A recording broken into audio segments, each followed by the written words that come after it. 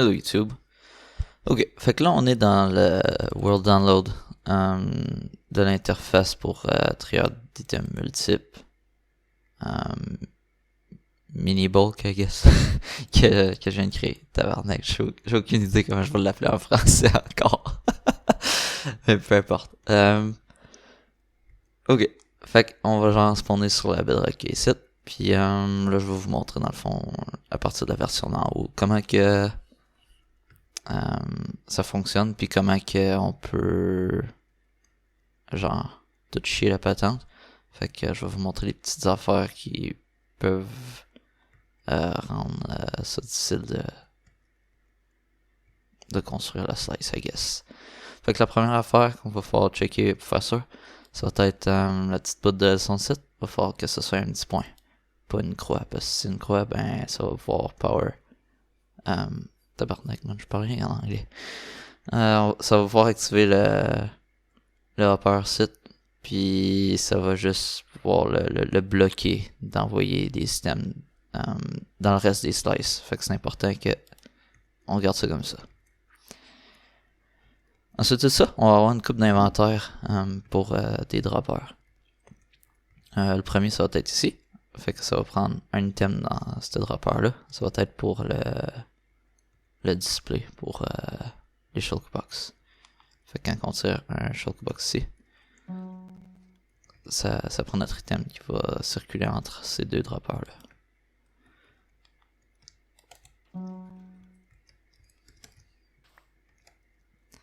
Ensuite de ça, on va avoir un prochain item dans ce dropper-là ici, qui va dans le fond s'occuper de... Il fait comme un pulse extender dans le fond, pour notre... le système de la collecte du shulkbox. Si je fais ça, puis je le trigger, mais on va voir que c'est vraiment l'item qui va par en haut puis par en bas qui va trigger tout ça.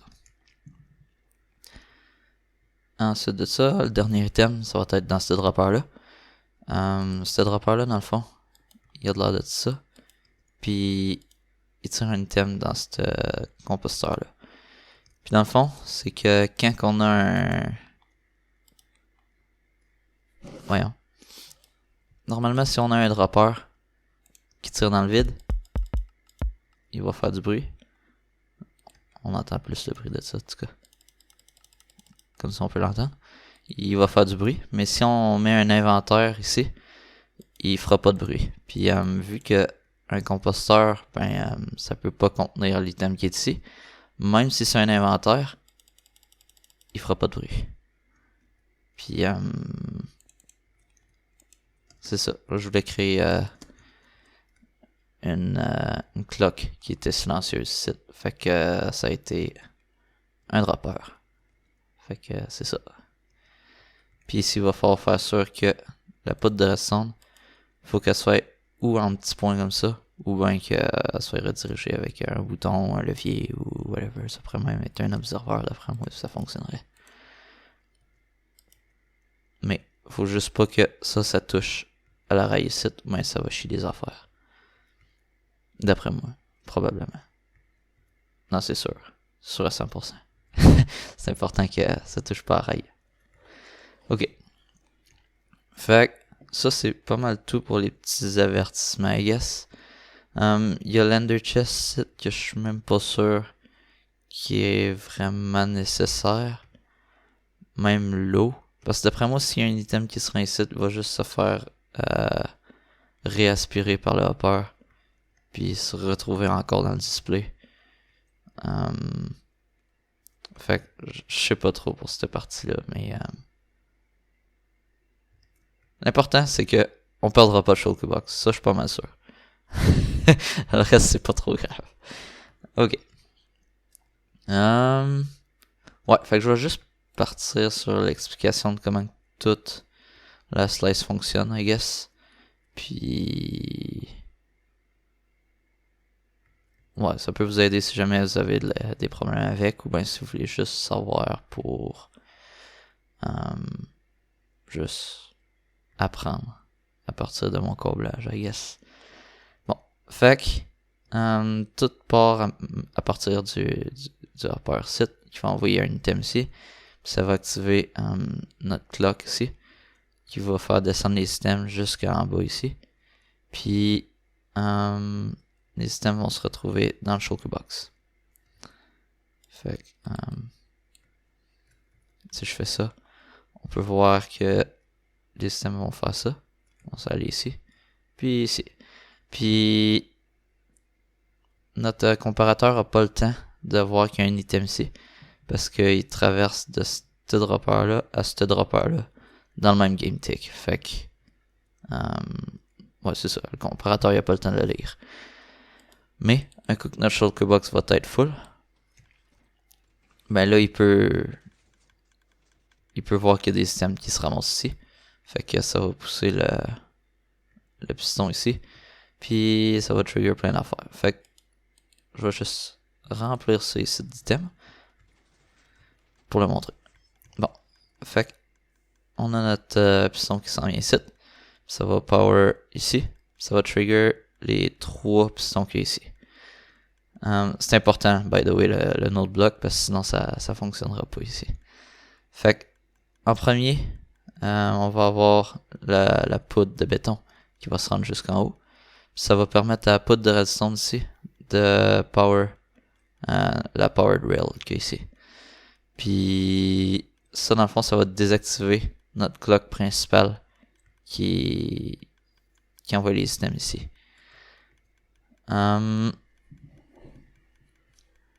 Fait que dans le fond, la seule raison pourquoi on enlève le power ici, c'est pour pas qu'il y ait d'interférence avec la nouvelle clock que je vais retrouver dans pas long.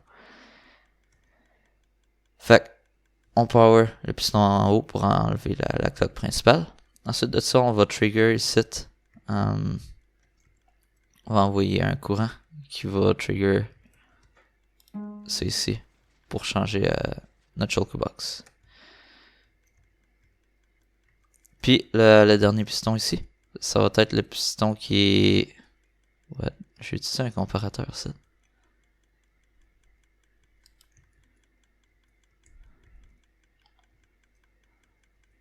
Ah, je pourrais utiliser un répéteur à la place, ça serait mieux.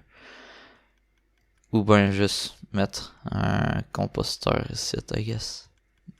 Ah, ça va être de votre choix personnel, I guess.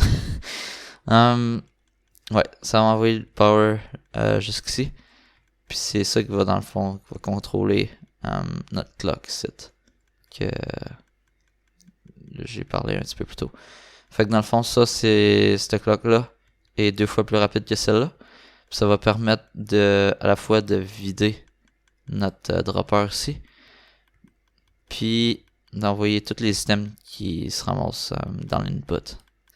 Fait que même si notre input continue de recevoir des items, on va pouvoir voir que ça va quand même se drainer plus vite que les items peuvent se rendre dans le système. Fait qu'on est sûr que que le système il va tout se contrôler tout seul. Fait que là on peut voir que notre piston il a extend jusqu'ici. Il a barré les hoppers ici. Puis on a fini dans le fond d'enlever tous les systèmes dedans dans le buffer.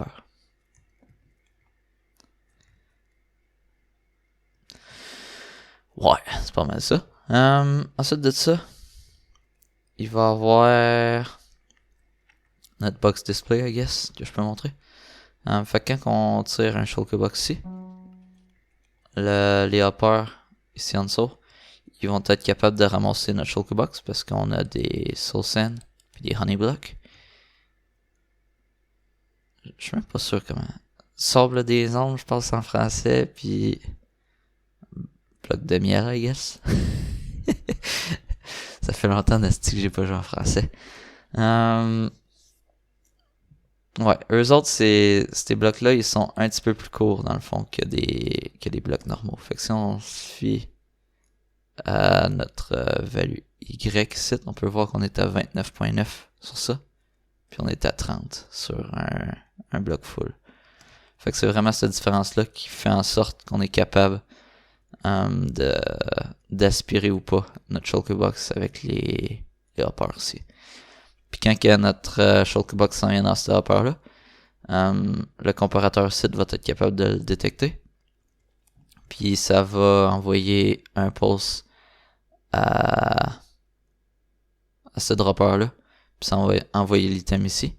Puis quand l'item est ici, ça va faire en sorte que notre display site, il laisse de la place pour ouvrir puis laisser le shulker box se faire display, I guess. Puis quand on pèse sur un autre bloc site, ça va envoyer un nouveau pulse ici. Ça va renvoyer l'item à sa première place ici. Fait que on fait ça, ça le rouvre. Hey. Alright, ouais c'est vrai. Puis ici il faut qu'on fasse ça puis qu'on envoie un autre pulse qu'on peut faire de même, I guess. Voilà, je dis power 2 fois. L'important c'est que quand on pèse ici, ça fonctionne, ok? Là les inputs manuels, ça peut chier ma patente, mais c'est pas grave. Fait que si on l'utilise comme que c'est supposé être utilisé, à place d'essayer de tout power par l'extérieur, tout va bien aller. Ici on a un observeur qui trigger notre dispenser. Là on peut dire en quelque sorte qu'il y a de l'interférence avec la slice adjacente. Mais genre pour vrai, je peux le montrer ici. Genre, ouais, il peut aller assez loin. Mais peu importe comment vous êtes assez vite. Ah, ça devait être l'autre shulker box qui était quelque part aussi. Peu importe comment que vous êtes rapide, il n'y a pas grand chance que vous êtes capable de tirer 2 shulker box dans les 2 inputs assez vite pour qu'il y ait un des 2 dispensers qui soit en cooldown. Fait que ce sera pas un problème. Genre, il y a 4 game ticks dans le fond d'intervalle entre une slice et une autre. Fait 4 game ticks, c'est quoi? C'est 0.2 secondes. Fait à moins que vous êtes capable de tirer un shulker box ici, puis ici, en dedans de 0.2 secondes, il n'y a pas de danger que ça chie quoi que ce soit. Ok, la dernière affaire, I guess, que je vais rajouter, ça va être qu'ici, on peut voir le dropper qui sert dans le fond de détection pour changer le shulker box. Si vous voulez le trigger de façon manuelle, en enlevant le bloc de display site, ça va être important qu'on mette au moins 2 items dedans pour changer le shulker box. Parce que sinon, on va buffer notre shulker box dans ce hopper-là. La raison pour ça, c'est que je sais pas trop comment que j'ai câblé ça, mais dans le fond, on va envoyer un premier pulse au dropper avant même que le shulker box soit échangé, ce qui fait en sorte que là on peut voir il y a un item ici, même si on en a envoyé 2 dans le dropper. Puis dans le fond, notre autre item, il va être parti dans l'autre shulker box d'avant. Fait que quand notre shulker box il est full, ben l'item il peut pas aller dans le shulker box, dans le premier shulker box parce que ben il est full. Mais quand que notre shulker box il est pas full puis qu'on le trigger ça manuellement, ben là ça peut arriver. Fait que vous avez pas à avoir peur que normalement mettons que le shulker box est full comme ça, puis qu'on envoie juste un item. Attends un peu, on va envoyer un épée parce que ça me tente d'envoyer un épée. Bon, vous n'avez pas à avoir peur de perdre l'item. L'item va se retrouver pareil dans le shulker box, il n'y a pas de danger à avoir avec ça. On perd pas d'item dans aucun buffer. Fait que je pense que ça va être ça pas mal pour le guide.